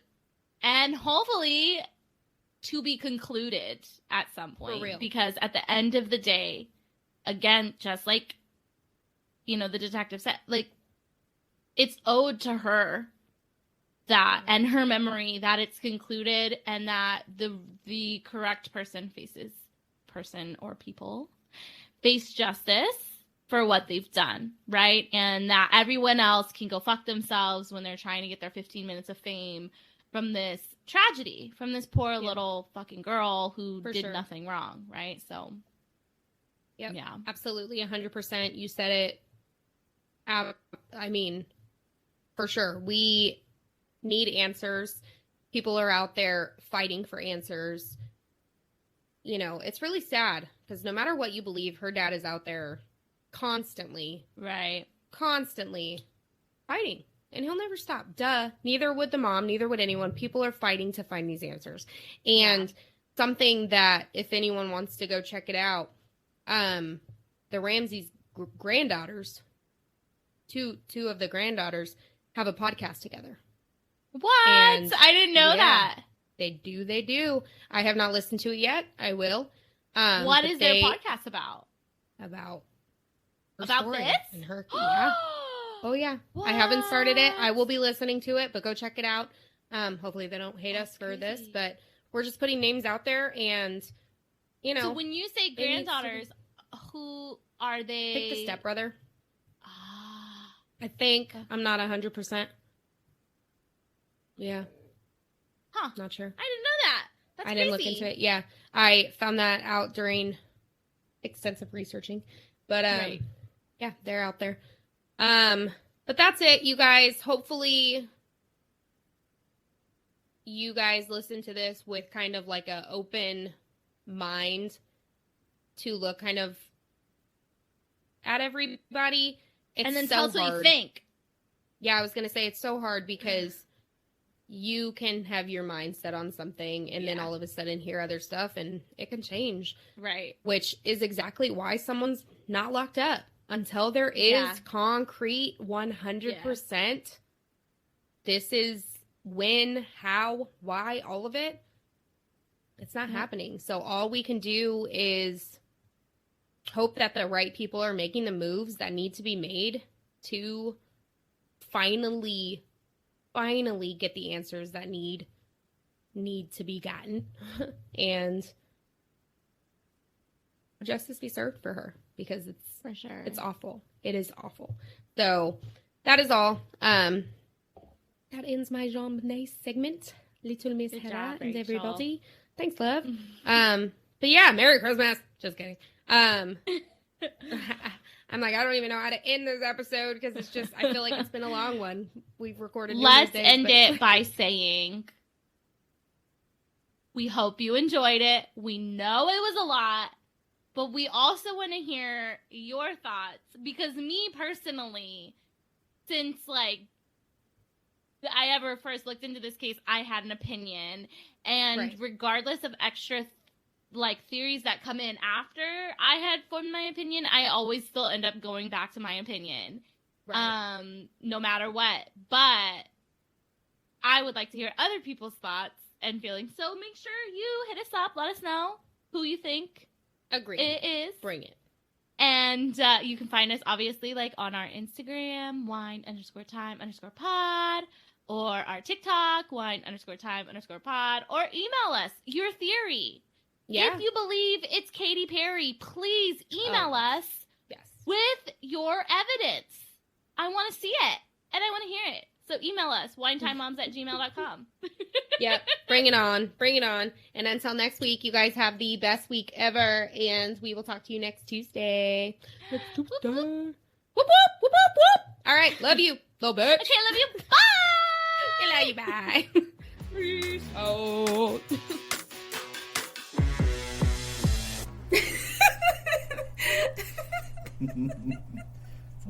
It's already so funny. Hello, everybody. Hello, all of my favorite humans. I'm actually sitting here with one of my favorite humans. I have sitting next to me right now my man's on the podcast. Joel is here. Hi, everybody. Hi, everybody. Something just came up, and this is so very important, and he had to be featured. Special guest, all of it, right here, right now. We called Heather and we were explaining something, and it was just, it had to happen. So he's here. But before that, because this is what I do here, I gotta cheers my man on this podcast right now. So, I'm here with my 19 crimes caps off, and I gotta pour it for you guys. Oh, wait. Y'all missed that. Listen. It didn't even make a noise. Okay, whatever.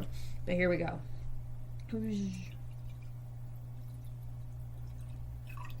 Ooh, there I go peeing myself again. Hey, cheers, my love. Hey, it's Modelo time. Modelo time. Oh, tap that table. Okay, we're going to get into this. So, obviously, you guys just listened to the entire... First, you listen to JonBenet Part 1, hopefully. Then you just listen to JonBenet Part 2. And Joel here is going to talk about a little bit of a JonBenet Part 3, I guess. Because while I was editing that portion of the podcast, we were sitting there coloring together because adulting and, being a grown-ass adult person, you got to color. We recommend it. So we're sitting there going through it, and as he's listening and he's hearing all the names and he knows a lot about the case, he came up with a theory of his own, and it kind of blew my freaking mind, and it wanted me to not even upload or post everything that you guys just listened to, because I was like, could you be onto something? Did you just solve everything? Is this the craziest thing that I've ever heard in my life? And then I went down a rabbit hole. So we are going to tell you all about that right now. Ready, set, go. Take it away. Brian time. Brian time? Do you want me to start by telling? Okay. So we had just discussed, in the podcast, I had just discussed Gary Oliva. And, just a refresher, even though you just heard it, Gary Oliva is the one who had the obsession with her. He's the one who's currently locked up in jail after being arrested in 2016. He wrote letters from jail confessing to the crime, right? So he was in the area, whatever. You guys already know that. Then I talk about Michael Helgoff, and he's the one that worked at the junkyard. And he was the one who was found murdered in his home. Trailer. Yeah, in his trailer, and supposedly had an accomplice. The other guy that worked at the junkyard, Kennedy, had said that he was working with somebody, and possibly it definitely was not a suicide because of how everything was set up. It was a murder, so who would have murdered him? So that's kind of to catch you guys up on where Joel's brain automatically came up with, well, if he had an accomplice, what if Gary Oliva was his accomplice? Well, see, what first got me was that the guy that's in prison, his letters were very, like, explicit and not really demented, but...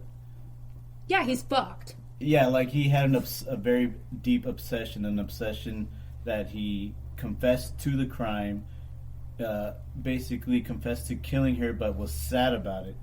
But at the same time, it kind of, to me, it seemed like it wasn't, like, he didn't actually kill her, but he was there when it happened. Mm-hmm. So that's when I in my mind, like, he was an accomplice to the other guy that was supposed to get the money, and maybe that they were in on it, and that the other guy accidentally killed her, and the guy that's in prison now killed that guy because of that. So basically, he loved the little girl, and he ended up killing the other guy because he killed the girl on accident while they were both trying to take her away for their own motives. Yeah. So when you think about it in this kind of scenario or in this theory that is going on in our brains right now, if these two were the two that were working together, think about just Michael Helgoff for a second. He supposedly, what we think about him is that he had an accomplice. He had told the other junkyard worker that he was going to come up on $50,000 to $60,000, right? So then he was found dead in his home. Well, was Gary Oliva, who was very familiar with the area, who could have definitely known about JonBenet at the house, who had this obsession with JonBenet at the house, right? Was he the one who worked with Michael Helgoff? They both go to the home that night or that early morning. They break in through that back window is kind of the theory. Were they planning on taking her? Did they write that letter? That letter was upstairs. They go down and, maybe it was why the suitcase was there. They couldn't do it. They couldn't get her out of the house. So then, did Michael Helgoff murder her? Is what you're thinking, because you don't think Gary Oliva actually did it. So if Michael Helgoff did it... Well, I think Gary had his own motives to abduct her and maybe do stuff to her, but I think everything that was done to her, I don't think she should have, the plan was to kill her. I think the plan was to take her. Right. And the fact that she ended up dying, possibly on accident, Gary ended up killing this guy out of rage for killing the little girl, or maybe he just I don't know. I really don't understand why they would try to even go about it that way, but I think one of them had to die because of the mess up, because the little girl died. Well, yeah, so the reason that Helgoff was supposedly offed is because in the news the day before, it had came out that they were narrowing down the search, right? And that's why he was murdered, even though it was a suicide. But a couple other things that when he had first when he first mentioned this, my head instantly went all over the place, because a lot of it would make perfect sense or make sense whatsoever. None of it's perfect.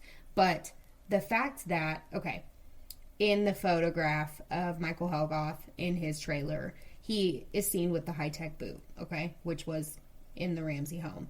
Then he had a stun gun next to him. He was shot. Even though it's supposed to look like a suicide, it was definitely a murder.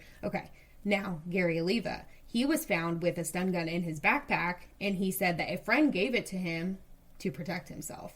Why are all these people just walking around with stun guns? We've already talked about this. That's crazy. Whatever. Crazy. But, yeah, seriously. So, did they know each other? That is kind of what... I think they knew each other. When he brought it up. It's just fucking crazy. So the real reason that he brought it up, too, was like, yeah, I mean, he worked at a junkyard. He could have totally had this guy. No. Gary Leva was homeless. Scrapping metal. Exactly. Came across this guy that's the weirdo, you know, what weirdos do. Talk about stun guns and stuff. And then, like, hey, you want some, like, one guy's probably talking about money. And the other guy's talking about a little girl. They're both criminals. Who knows? Right. They both have a past. Gary Leva was a sex offender. Michael Helgoff, too. Michael Helgoff had talked about wanting to crack a skull. The skull was cracked. Oh, your face right now. The dog farted. Oh, the dog farted, you guys. Okay. I was like, why is your face like that? You guys, you just have to be here. This is my face. I'm going to post a picture of his face in that moment. It's just going to be his face during the dog fart. A rugged mustache. Oh, man, this is great. It's just, you know, something to think about. So I wanted to add this onto this episode, and we truly want to hear what you guys have to say, and this was kind of his input, which you could go down every single, what did we call it? Rabbit hole with Joel. Another part, as well as, like, a lot of people, like the parents and the people in the house were looked at. I don't think that even if it did happen accidentally out of rage, that, like I told you before, that they could have mutilated the little girl's body like that, the way they did it. Yeah, his thing is they're not going to, first of all, assault her, paintbrush, sexually, whatever, but also how she was strangled neck-wise. Like, it's too deep. It's too much for a family in that moment. For a mother or a father to do. I don't think they would have gone that far. Like, not to say they couldn't, but to me, that sounded like it was like almost like a passion type of rage. Like they're just angry. They're probably angry because they failed at trying to abduct this little girl, or I don't know. Like, to me, it wasn't the parents that ended up doing the last thing. I think it ended up being a team effort. It failed. One of them had to die because of the accidental death, or maybe it was a purposeful death, but like everything does not make sense. Doesn't add up. It does look staged. I'm still debating myself about how the body was discovered. To me, I keep saying that it's just the body was planted there afterwards. But I could be wrong. I mean, planted there afterwards, they could have killed her. They remember that they left that note upstairs, and they were like, this was supposed to look like we were kidnapping her. We need to put it. Called what? The ransom. They never called for that number.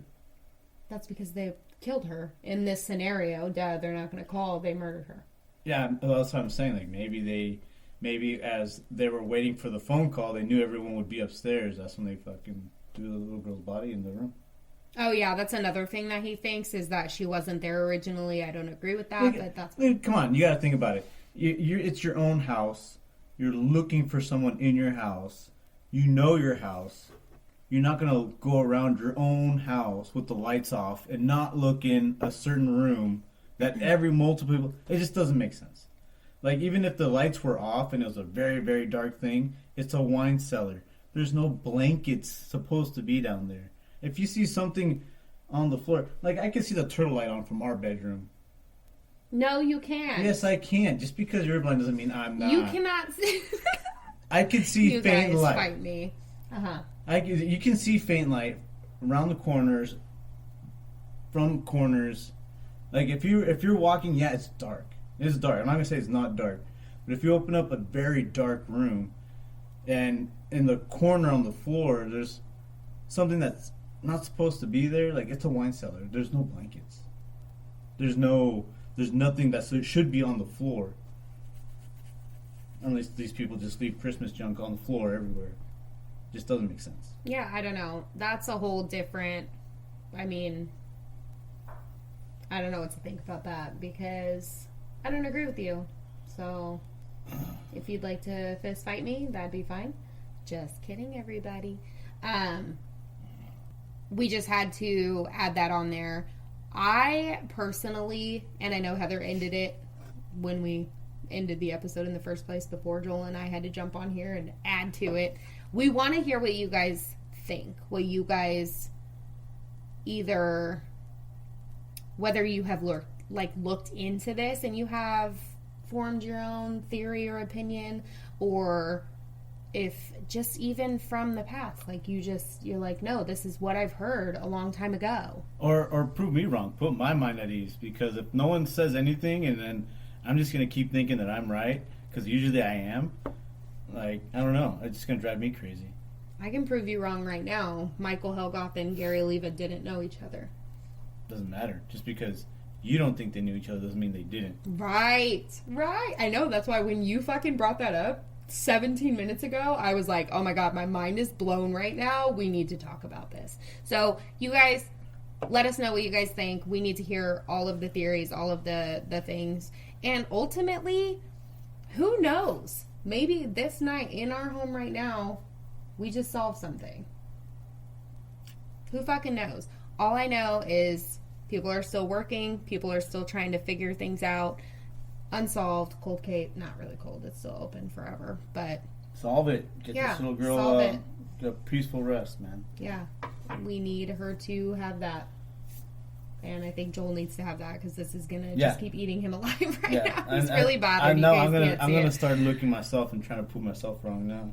Right. So let us know what you guys think. But other than that, hey, babe, thanks for jumping on here with me. Hey, that's pretty crazy. Cheers. Cheers, boo. Hey. Do you want to end this episode? How do you end the episode? Oh my God. Do it. Okay, I love you. Bye. Okay, love you. Bye. Modelo time. I mean, not really, because he's already a homeless man.